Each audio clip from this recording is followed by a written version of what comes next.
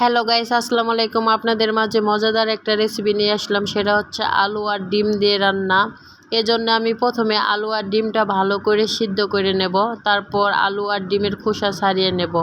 তারপরে আমি কড়াইতে তেল গরম বসিয়ে দিছি। তেলটা গরম হয়ে গেলে আমি ডিমটা তেলের ভিতরে দিয়ে ভালো করে ভেজে নেব। আর আমার মতো আলু আর ডিম তরকারি কে কে খেতে পছন্দ করেন অবশ্যই কমেন্টে জানাবেন। তারপর ডিমটা কড়া করে ভাজা হয়ে গেলে আমি নামিয়ে নেব।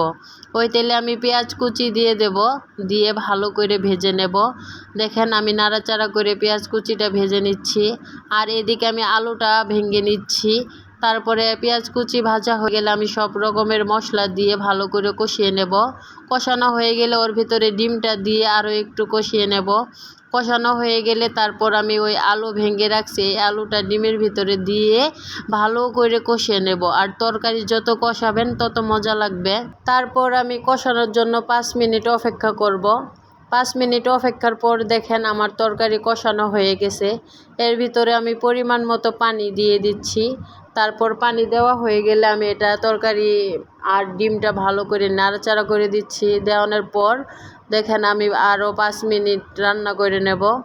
রান্না করার পর দেখেন আমার তরকারি প্রায় শেষের দিকে।